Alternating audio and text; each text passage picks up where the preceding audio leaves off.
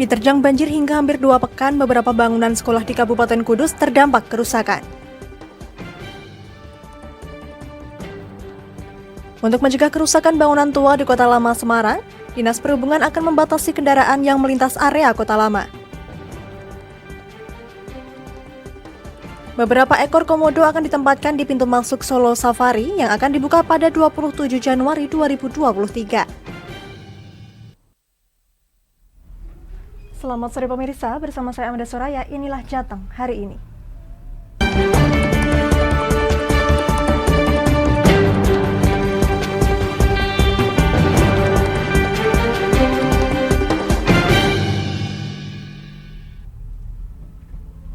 Pemirsa, di Subkota Semarang tidak lama lagi akan membatasi kendaraan di area Kota Lama Semarang.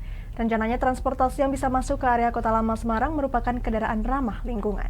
Kedepan masyarakat bisa berkunjung ke Kota Lama tanpa menggunakan kendaraan pribadi, melainkan dengan transportasi massal.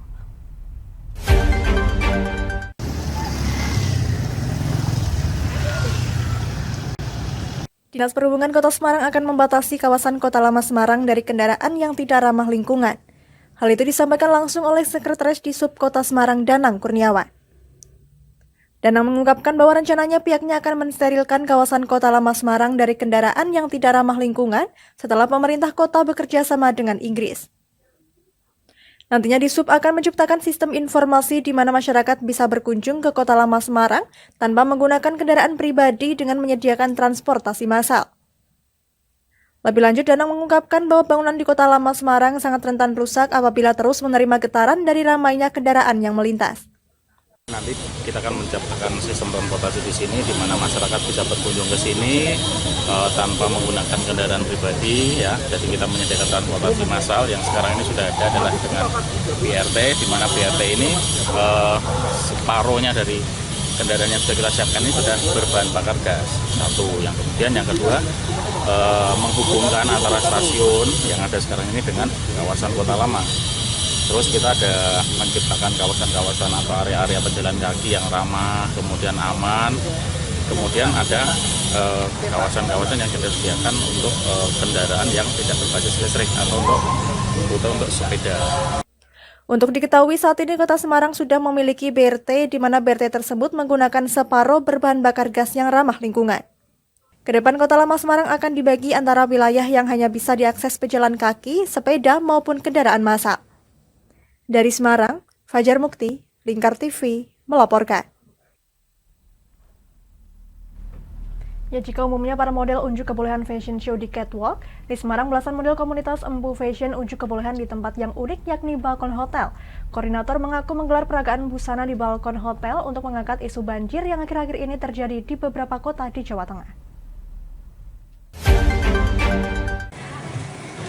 Senyum, ya. Terdapat hal unik dalam gelaran fashion show dalam rangka menyambut Tahun Baru Imlek di Semarang. Belasan model komunitas Empu Fashion unjuk kebolehannya di balkon hotel. Jika pada umumnya para model unjuk kebolehan fashion show di catwalk, kali ini belasan model tersebut unjuk kebolehan dan keindahan busana yang dikenakan di balkon hotel. Koordinator komunitas Empu Fashion, Lea Katelia, mengungkapkan, selain ide unik ini tidak ditemui dimanapun, pihaknya juga menggaungkan ekonomi yang ramah lingkungan termasuk dalam industri fashion. Dan alasan mengapa itu kita pilih yang ini karena mengadvokasi, mendengungkan pesan bahwa pembangunan termasuk juga dalam industri fashion yang ramah lingkungan itu perlu suara lebih kuat ya dan lebih menarik begitu. Dan itu kali ini menjadi lebih beralasan untuk memilih balkon Hotel Quest ini karena kita belum pernah mengadakan peragaan busana di balkon dan saya kira memang masih sedikit ya yang mengadakan peragaan busana semacam itu. Sementara itu, manajer Hotel Quest Simpang 5 Semarang mengaku menyambut baik ide unik fashion show di balkon hotelnya. Sebagai insan pariwisata, pihaknya mendukung ide unik tersebut, utamanya dalam rangka menyambut Tahun Baru Imlek 2023 ini. Kita sebagai insan pariwisata, kita tetap mendukung acara-acara seperti itu yang sifatnya untuk mempublikasikan, apalagi dalam menyambut Hari Raya Imlek tahun ini, tahun 2023, kita kerjasama dengan Empu tadi untuk mensukseskan acara tersebut. Erika, salah satu model yang mengikuti fashion show di balkon tersebut, mengaku senang dengan ide unik tersebut. Apalagi dirinya mengaku menggunakan fashion yang berbahan alami karya anak bangsa. Ini mungkin kain tenun, tapi kayaknya sih dibuat oleh anak-anak yang berkebutuhan khusus. Jadi dan ini juga dari pewarna alami, semuanya alami. Kain tenun, satu shot ini semua dari komunitas Empu, disupport oleh komunitas Empu dan teman-teman. Dalam fashion show di balkon tersebut, komunitas Empu menggandeng berbagai pihak, diantaranya 30 UMKM dan lebih dari 40 artisan yang memunculkan karya-karya dalam baju yang dikenakan para model. Dari Semarang, Fajar Mukti, Lingkar TV, melaporkan. Kami akan jeda sejenak pemirsa, tetap bersama kami di Jateng hari ini.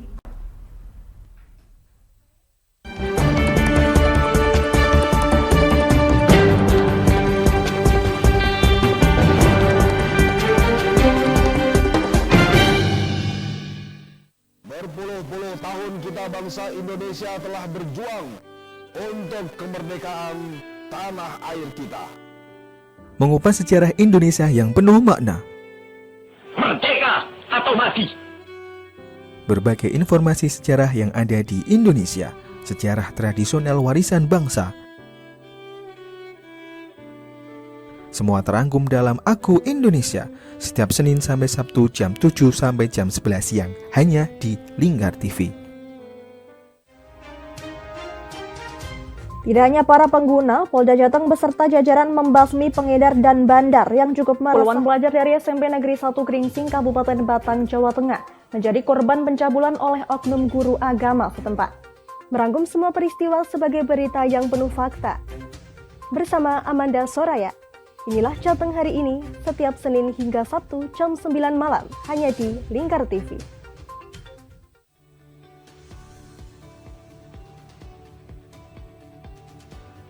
Selamat siang pemirsa, bersama saya Galus Karkinanti. Inilah Jateng, akhirnya tertabrak truk dan terseret hingga belasan meter.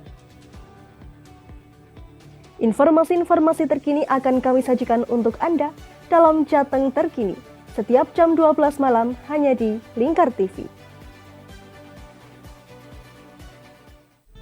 Oke, kembali lagi di Ngobrol Inspirasi. Kini Kak Uns akan menemani sore Anda dengan topik-topik yang menarik. Adik, kita tak selamanya indah, adik. Kayak gitu ya. Ngopi, ngobrol inspirasi, setiap hari Selasa jam 3 sore hanya di Lingkar TV.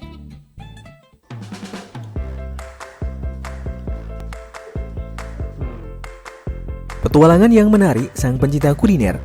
Mantul tetap mantap rasanya pemirsa. Menikmati setiap makanan yang lezat dan mantap saat dihidangkan. Semua hadir di Wayang Kulineran setiap hari Minggu jam 11 siang hanya di Lingkar TV.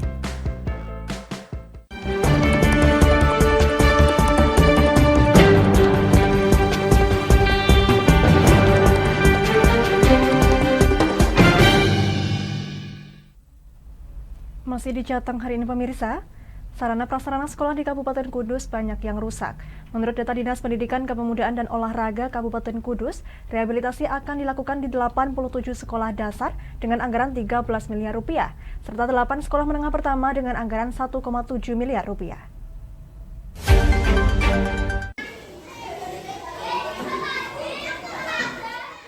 Beginilah keadaan SD Negeri 2 Ploso yang plafonnya ambrol dikarenakan hujan lebat.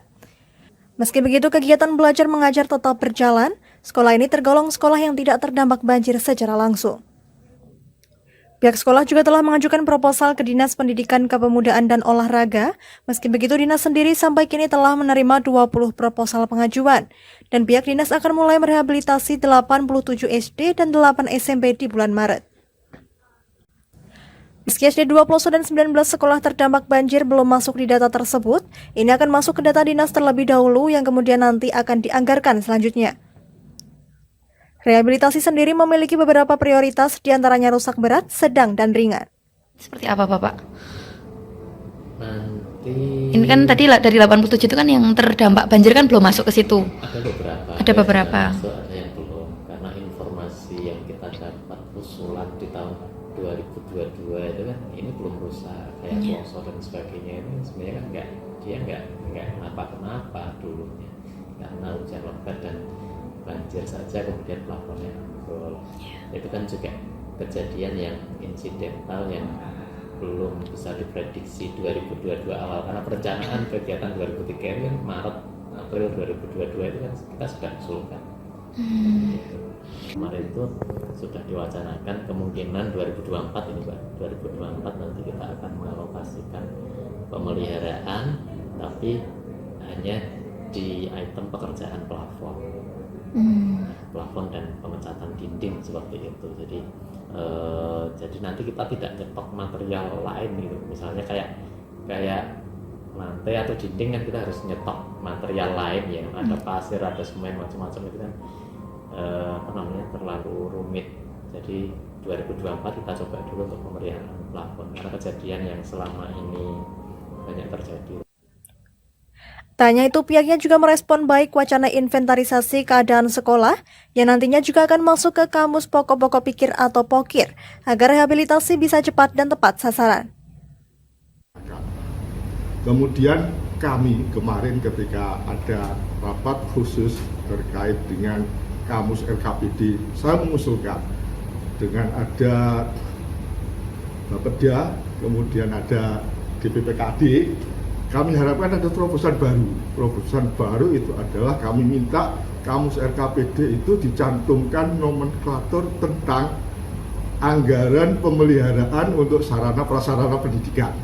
Jadi ketika ada persoalan seperti Gagawaru, ada gedung ambrol, itu tidak harus menunggu tahun anggaran berikutnya. Kelamaan jadinya, tidak bisa direspon dengan cepat. Kalau ada anggaran untuk pemeliharaan dibuat nomenklatur baru, itu bisa segera langsung ditangani dengan menggunakan anggaran pemeliharaan tersebut. Kemudian dari Bapeda, dari DPPKD, namanya kebijakan regulasi itu bisa dan dibenarkan. Sehingga untuk 2024 kami harapkan ada nomenklatur yang namanya pemeliharaan sarana prasarana dinas pendidikan.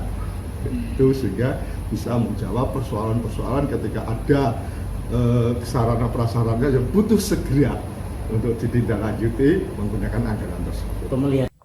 Tindak lanjut rehabilitasi sekolah diharapkan bisa segera tertangani supaya menciptakan suasana belajar mengajar yang aman dan nyaman. Apalagi SD dan SMP termasuk kewenangan dari pemerintah kabupaten. Meski demikian, Distipora melalui koordinator wilayah dan dinas selalu melakukan pemantauan secara berkala. Dari Kudus, Mutia Parasti, Lingkar TV, melaporkan.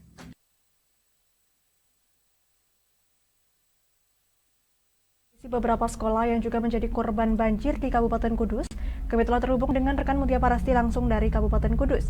Ya Mutia, terkait kerusakan bangunan yang terjadi di SD Negeri 2 Ploso, bisa Anda gambarkan apa saja kerusakan yang terjadi di sana, Mutia? Ya, baik Amanda dan pemirsa, dapat kami kabarkan tepatnya saya sedang berada di depan SD Negeri 2 Ploso yang plafon di terasnya itu mengalami keruntuhan atau ambrol. Di sini plafonnya ambrol dikarenakan di talangnya itu sangat berukuran kecil. Dari pihak sekolah juga mengatakan bahwasanya ini hanya perkara teknis. Untuk talang sendiri dibuat kecil sehingga kebetulan di sini juga ada pohon sehingga daun-daun ketika hujan turun yang runtuh itu mulai berguguran di atas talang sehingga air tidak bisa melewati jalurnya, dan atap di atas baja ringan itu merupakan genting sehingga plafon di bawahnya itu terkena rembesan air sehingga runtuh. Sini tercatat ada 12 plafon yang runtuh. Kemudian di ruang kelas sendiri sudah ada rembesan air dari plafonnya sendiri dan beberapa rembesan yang ada di teras di depan kelas. Kemudian dari pihak sekolah juga membiarkan kondisi ini sementara hanya dilakukan pembersihan saja dan sekolah juga telah mengajukan proposal kepada Dinas Kepemudaan dan Pendidikan dan Kepemudaan dan Olahraga yang saat ini sedang dalam proses. Amanda. Ya baik, selain SDN 2 Ploso, bisa disebutkan beberapa sekolah lain yang juga terdampak kerusakan, Mutia? Ya, baik Amanda, bahwasanya untuk sekolah yang rusak pasca banjir ini memang banyak. Ada beberapa sekolah. Yang pertama, yang terkena dampak secara langsung pasca banjir, kemudian yang tidak langsung. Untuk yang terdampak secara langsung, yakni ada SD 1 Setro Kalangan dan SD 2 Setro Kalangan yang kemarin pada saat banjir juga terendam, sehingga pada saat hari pertama sekolah juga mereka masih belum melaksanakan KBM secara tatap muka. Kemudian untuk beberapa sekolah yang terdampak secara tidak langsung dikarenakan faktor cuaca, yakni ada SD 3 Gelagah Weru yang plafonnya juga ambrol, kemudian ada SD 3 Bakalan, Kerapia juga sama berkaitan dengan plafon, kemudian juga SD 5 Ceranggan, yakni kondisi bangunan, dinding lapuk dan atap sudah tidak nyaman. Amanda. Ya baik, untuk pola aktivitas belajar siswa ini dilakukan secara normal seperti biasanya atau bagaimana, Mutia? Ya baik Amanda, untuk aktivitas belajar siswa di SD Negeri 2 Ploso ini berjalan normal. Tapi dari pihak sekolah cukup mengkhawatirkan kondisi ini mengingat akan ada runtuhan susulan, mengingat sudah banyak dari plafon-plafon itu yang terkena rembesan air dan dikhawatirkan ada runtuhan susulan. Amanda. Ya baik, bisa Anda informasikan sejauh ini sudah adakah sekolah yang telah melakukan perbaikan? Ya baik Amanda, untuk sekolah yang melakukan perbaikan untuk sampai saat ini belum ada. Dari pihak sekolah sementara hanya melakukan pembersihan secara berkala. Kemudian juga di SD Negeri 2 Ploso ini dilakukan pembersihan rutin untuk daun-daun yang ditalang.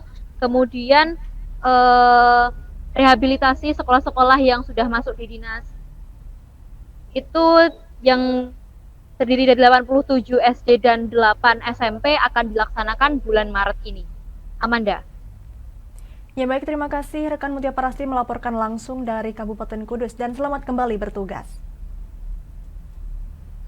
Ya, pemirsa, keberhasilan dari program pertanian di Kabupaten Kudus tak hanya berdasarkan pasokan anggaran dari APBD dan APBN, namun kualitas dari benih sendiri juga menunjang keberhasilan pertanian.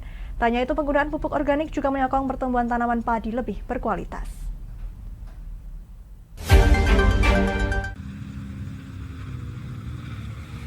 Pupuk organik diharapkan dapat menjadi alternatif bagi sektor pertanian, meskipun dianggap membutuhkan waktu cukup lama untuk pertumbuhan padi dibanding dengan penggunaan pupuk kimia.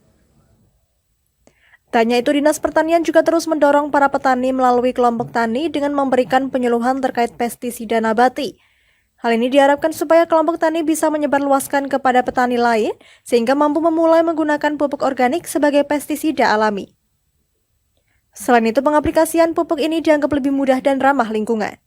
Dan sebenarnya kalau upaya edukasi itu rutin kita sampaikan, tapi lebih kita push, kita lakukan gerakan, dan itu merupakan tematik penyuluhan di setiap kecamatan. Itu kita mulai di tahun kemarin, tahun 2022. Membuat sendiri. Petani membuat sendiri. Edukasi membuat sesuai dengan potensi wilayahnya masing-masing. Selain itu, upaya ini tidak serta-merta langsung meminta petani serentak menggunakan pupuk organik, namun dimulai secara bertahap dengan sedikit mengurangi penggunaan pupuk kimia dan menuju peralihan ke pupuk organik. Dari Kudus, Mutia Parasti, Lingkar TV, melaporkan. Jangan kemana-mana pemirsa, kami akan kembali usai jeda pariwara. Tetap bersama kami.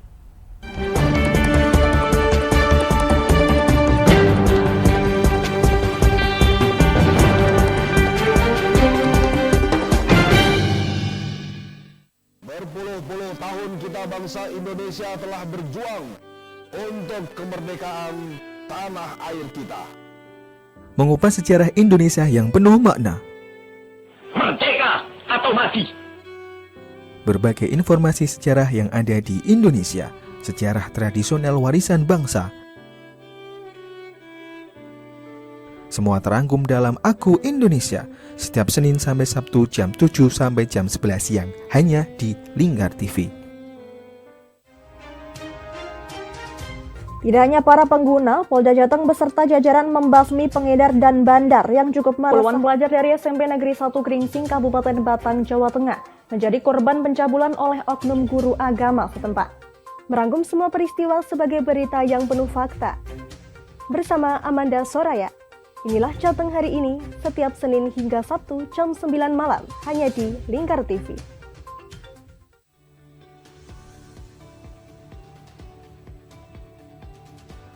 Selamat siang pemirsa, bersama saya Galus Karkinanti. Inilah Jateng terakhirnya tertabrak truk dan terseret hingga belasan meter. Informasi-informasi terkini akan kami sajikan untuk Anda dalam Jateng Terkini, setiap jam 12 malam hanya di Lingkar TV. Oke, kembali lagi di Ngobrol Inspirasi.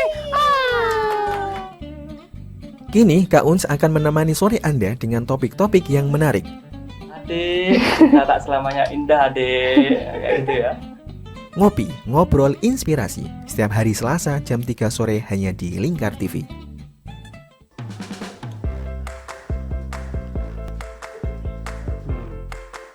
Petualangan yang menarik sang pencinta kuliner. Mantul tetap, mantap rasanya pemirsa. Menikmati setiap makanan yang lezat dan mantap saat dihidangkan. Semua hadir di Wayai Kulineran, setiap hari Minggu jam 11 siang hanya di Lingkar TV.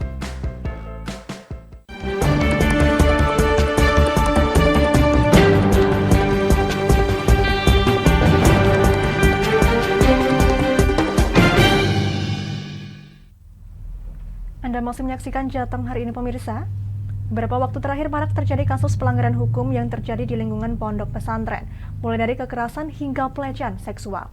Hal ini yang menjadikan acuan Kejaksaan Negeri Solo untuk melakukan penyuluhan hukum ke sejumlah ponpes yang ada di Kota Bengawan.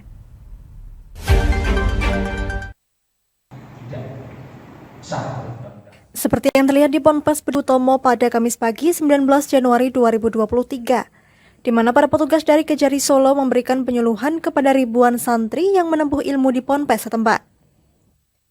Kepala Kejaksaan Negeri Solo Dikdiono Basuki Susanto yang hadir pada acara tersebut mengatakan bahwa program Jaksa Masuk Pesantren ini merupakan kerjasama antara pihak kejaksaan dengan beberapa ponpes. Berkelanjutan itu, kalaupun nanti masih ada waktu, kami juga akan menyampaikan beberapa materi terkait pengetahuan hukum dari siswa-siswa ini. Ya, kenapa sasaran kami pada siswa-siswi maupun santri-santri, bagaimana program kami tadi adalah untuk tindakan dari dini itu memberikan pengetahuan tentang hukum. Yang kedua adalah preventif, pencegahan. Ya, itu yang. Dalam kegiatan tersebut juga diberikan materi terkait pelanggaran hukum apa yang biasanya terjadi di lingkungan ponpes, baik dilakukan tenaga didik maupun siswa. Hal itu dilakukan agar para siswa dan tenaga didik dapat terhindar dari kasus hukum. Menurutnya pelanggaran yang biasa terjadi di lingkungan lembaga pendidikan mulai dari kasus kekerasan, pencurian hingga asusila, di mana para pelaku maupun korban masih bisa berstatus di bawah umur. Terkait maraknya kasus kekerasan seksual maupun asusila yang dilakukan pengurus ponpes kepada para santri, sasaran penyuluhan juga menyasar pada peserta didik serta jajaran pengurusnya.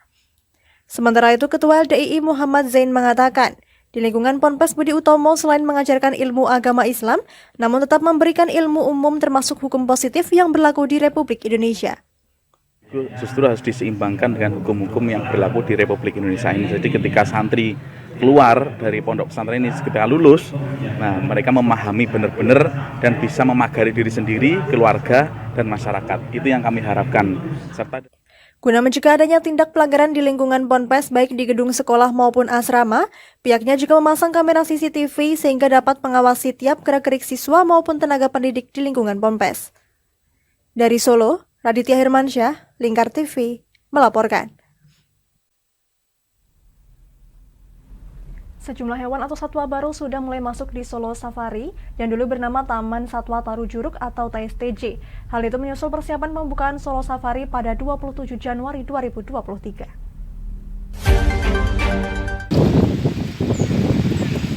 Wali Kota Solo Gibran Rakabuming Raka mengatakan bahwa sebagian hewan sudah masuk setelah revitalisasi tahap pertama Solo Safari dengan kerjasama Taman Safari. Hewan atau satwa yang sudah masuk saat ini berupa komodo. Hewan tersebut akan ditempatkan di bagian depan setelah pintu masuk Solo Safari. Hal itu difungsikan agar para pengunjung Solo Safari dapat menonton komodo begitu melewati pintu masuk. Sedangkan harga tiket masuk Solo Safari rencananya akan diumumkan pada pekan depan. Gibran memastikan progres pembangunan tahap 1 hampir 100%. Ia pun mengaku sudah mengecek langsung progres pembangunan Solo Safari. Masuk tadi wes beres, wes selesai, tinggal masukin aja ya. Berapa persen persiapannya Mas untuk pembukaan tanggal 27? Sudah hampir 100%, santai Pak ya. Nanti saya pulang dari Jakarta, kita ngomongin masalah pembukaan. Binatang apa aja Mas yang baru? Oke. Dari Taman Safari. Tunggu transfer dulu ya. Komodo atau Komodo singa? Komodo paling depan.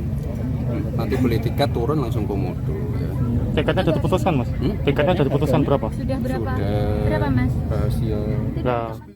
Hewan komodo, binturong, dan zebra menjadi daya tarik rekreasi Solo Safari yang dibuka pada 27 Januari 2023. Sedangkan hewan lain yang masuk Solo Safari adalah walabi koleksi Solo Safari. Untuk tambahan satwa dari Taman Safari Indonesia akan tiba di Solo Safari mulai 20 Januari 2023. Dari Solo, Raditya Hirmansyah, Lingkar TV, melaporkan. Demikian Jateng hari ini. Saya Amanda Soraya dan seluruh kru yang bertugas pamit dari hadapan Anda. Terima kasih dan sampai jumpa.